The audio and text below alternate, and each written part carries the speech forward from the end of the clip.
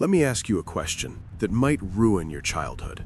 Why does the most powerful religion on earth and the most powerful corporations on Wall Street share the exact same holy day? We are told that December 25th is a sacred observance, a time for peace, love, and joy. But if you follow the money, and if you look at the history books they didn't show you in Sunday school, you realize that Christmas isn't a birthday party, it's a rescue mission. Every year, the global economy teeters on the edge of a cliff. Retailers, manufacturers, and banks stare into the abyss of bankruptcy, and every year, like clockwork, a miracle saves them.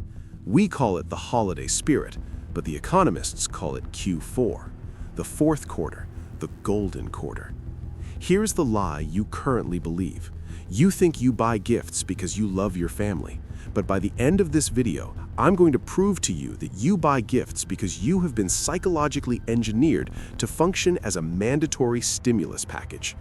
Welcome to the industrialization of joy. To understand the trap, we have to go back. Before Amazon, before Santa, before Jesus. If you were in Rome 2,000 years ago, you wouldn't be celebrating Christmas. You'd be celebrating Saturnalia.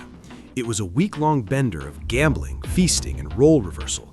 Slaves dined while masters served. It was chaos, it was fun, and it happened in December because of the winter solstice. Now, here is the red pill regarding the Nativity. There is zero historical evidence, none, zip, nada, that Jesus of Nazareth was born on December 25th. Biblical scholars point out that shepherds don't tend their flocks in the fields in the dead of winter. If anything, the birth was likely in the spring. So, why December? Because the early church had a marketing problem. People loved their pagan winter parties. They wouldn't give them up.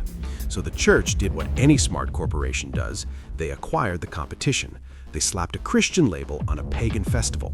Sol Invictus, the birthday of the unconquered sun, became the birthday of the Son of God. It was a rebranding strategy. But that was just the first hijack. Fast forward to the Industrial Revolution. Suddenly, factories are pumping black smoke, churning out endless toys and products on conveyor belts.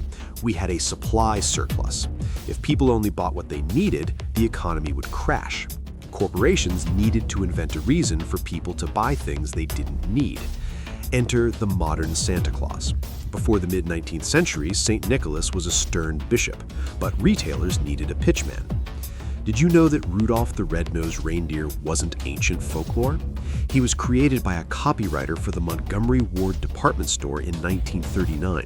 It was a marketing gimmick to sell coloring books. This is the inciting incident of our modern misery. The moment the holiday shifted from gathering and eating to purchasing and wrapping. They weaponized the most powerful psychological trigger in the human brain, reciprocity.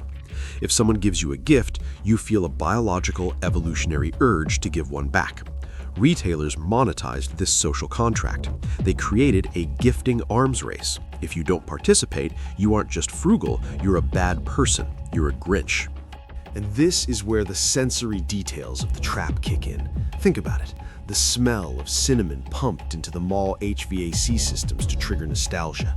The "only 3 days left" signs designed to trigger cortisol and panic. The sale signs that are actually just the regular price printed in red ink. It is a theater of the mind designed to separate you from your labor.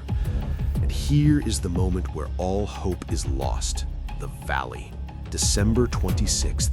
The dopamine hit wears off. Toys are broken or forgotten, the magic evaporates. But the debt stays. Americans rack up billions in credit card debt every December, taking months, sometimes years to pay it off. We work jobs we hate to buy things we don't need to impress people we don't like. And the worst part is the paradox. We know it, you know it, I know it. We joke about the commercialism, we complain about the music, but we do it anyway. Why? Because they are holding our nostalgia hostage. They have successfully intertwined love with commerce. They have convinced us that the only way to show affection is through a transaction. If you don't spend money, you don't love your family. That is the lie. So, how do we escape the trap? Do we cancel Christmas? Do we become the Grinch? No. That's what they want. If you're miserable, you buy more to fill the void. The way to win is to separate the ritual from the purchase. The magic of Christmas is real, but it's not found in a box. It's found in the solstice, in the gathering, in the defiance of the dark winter. The system wants you to be a consumer. The rebel becomes a creator. Cook the food, sing the songs, light the fire, but refuse the guilt, refuse the obligation. Christmas is a trillion-dollar industry designed to save the economy, but your time, your presence, that is a currency they cannot print. Don't let them sell it back to you.